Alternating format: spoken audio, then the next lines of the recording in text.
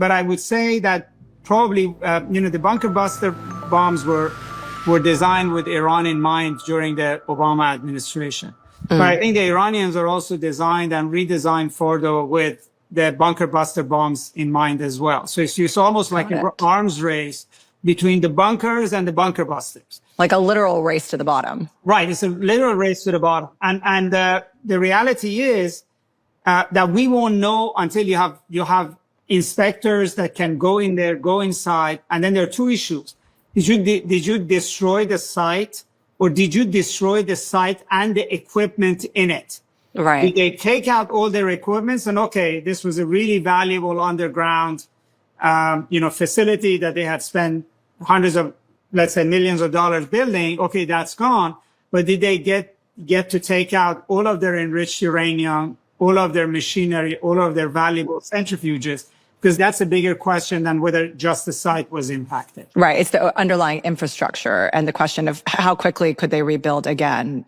That is the question. But my sense is that, it's not that necessarily that the bunker buster bombs were duds or this site was particularly well built.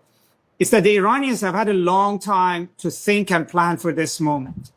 So ever since Trump was getting elected, they knew that war is a potentiality.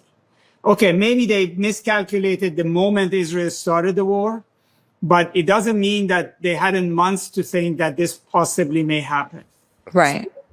I think everyone knew everything was coming, down to Qatar and the Iranian strikes. Everyone knew everything was coming. It's kind of it really is a theater of war in some ways. From here on, it's going to be very tempting for them to say, we need a bomb, not for offensive purposes, but because it's the ultimate deterrent.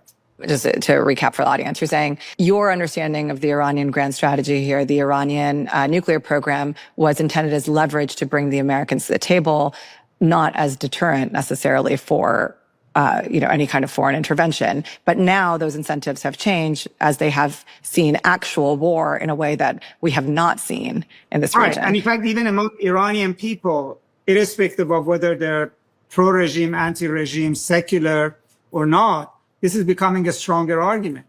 Because even if it's somebody like yourself, myself, sitting there, they live in Iran, they don't like their government, but they don't like to be bombed. And they say, basically, this can't happen again. And if it means that you need to have nuclear deterrence to prevent me to have to escape Tehran or be told by President Trump that you need to evacuate your city right away, if avoiding that scenario means that Iran should be nuclear, then, that's becoming a kind of conversation that I hadn't seen before this attack in the public domain. I think, first of all, the read is that Iran lost this war. I think that's much more a Western narrative than necessarily the way they see it, or the way that Iranians see it. They see it that they went against the world's greatest superpower and the most advanced military in the Middle East, and they held their own. The military didn't collapse. They have most of the nuclear things intact. They're still standing, and they actually forced a ceasefire in Israel. I mean, they don't need to prove that. Just listen to President Trump and Steve Bannon.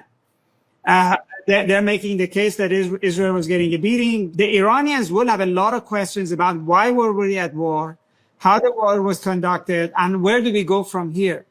But there is not a crisis of leadership in a sense, right? I mean, this is much more the regime change narrative abroad and this expectation that the whole military must be angry with them, saying the conduct of the war is failing, we should take over.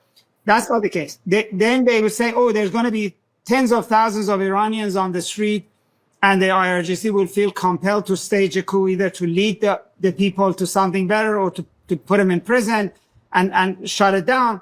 That's not happening either.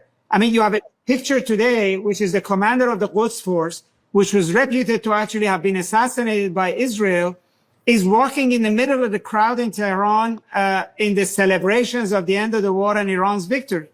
That doesn't give you a sense that these guys feel humiliated, they need to take. آنچه در مورد ما میگویند